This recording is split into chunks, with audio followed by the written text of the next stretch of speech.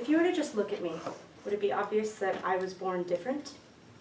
Would it be obvious that I was taken from my mother after I was born because something abnormal had gone undetected in the ultrasounds?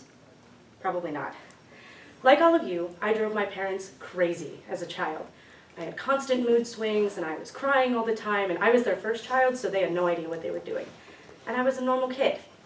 The only thing that set me apart was VATER.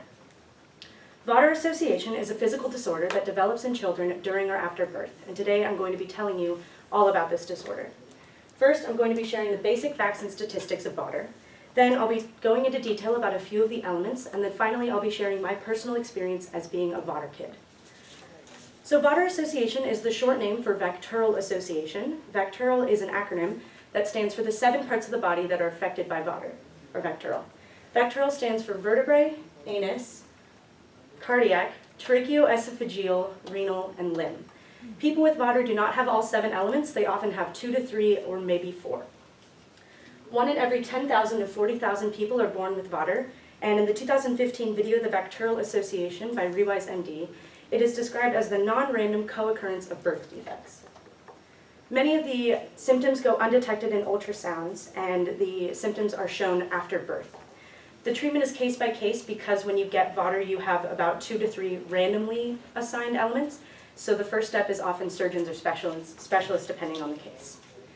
In the 2016 article, VACTERL Association from the National Organization for Rare Diseases, it is said that the exact cause of VACTERL Association is unknown, and no specific genetic or environmental causes have been identified. One popular theory is that it happens in the mesodermal or middle layer of the embryo during the first few weeks of pregnancy, but this hasn't been confirmed yet.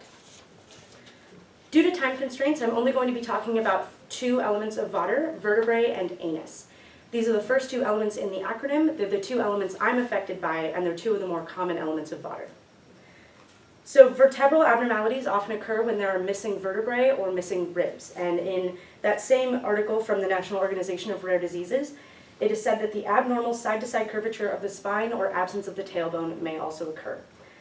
In his 2011 report for the Orphanet Journal of Rare Diseases, medical expert Benjamin Solomon said that in one study it was found that 60 to 80% of patients had vertebral abnormalities, so it's one of the more common elements of VATER. The results of these abnormalities is often scoliosis or other surgical-related incidents. Because it is found in children, it is often very risky to do surgery, but as I'll talk about later, it's been done. So the second element is A, or anus, and this is anal atresia, which is when the rectum does not fully form to function normally. And in that same study done by Solomon, it was found that 55 to 90% of patients suffered from some form of anal atresia. It goes undetected in ultrasounds, and according to Solomon, is often discovered due to the inability to measure the infant's temperature rectally. It can be fixed with surgery like vertebral abnormalities, and it is often treated with physical therapy, but the success is much less consistent, and it's dependent on the case. So for example, in 2011, I was told that I would have to do saline solution enemas every day for the rest of my life to recover from anal atresia, and luckily I haven't had to do one since 2012. So far I've talked a lot about the medical side of VATER, which may make it hard to imagine what it's like to live with it. But today I'm going to tell you what that's like.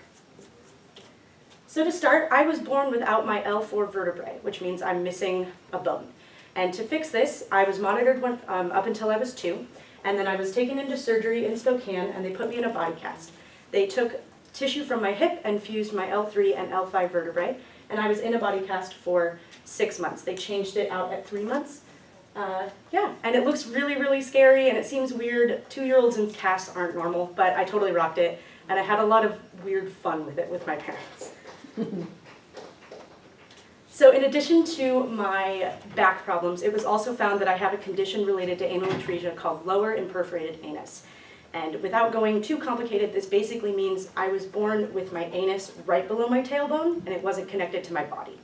So they fixed this with surgery at about 2 weeks old, and I've pretty much been fine ever since, but in 2011, I was admitted into a clinic in Colorado where I was taught how to take care of myself, I was taught all about how this affected my body, and I was taught how to emotionally overcome hurdles given by VATER.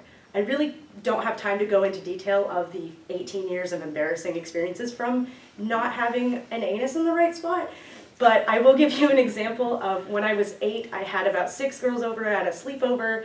They found a drawer full of soiled underwear, and I had to explain this disorder to them at the age of 8, which was horrifying. But it's okay now. So today I've talked to you a lot about a medical condition, and I've shown you lots of photos of me as a child, and it's been very informative. Today we talked about what VATER is, the specific elements of VATER, and how it's affected me as a person and shaped me to be who I am today. I wanted to share VATER with you because it's a disorder you've probably never heard of, and I wanted to overcome a step in my life and share my story in public for the first time. VATER is not common, it's not deadly, and in the eyes of most people in the medical field, it's not worth talking about. But as you saw today, it is my life, it's made a huge impact on me, and I've learned a lot about myself through it all. Wow.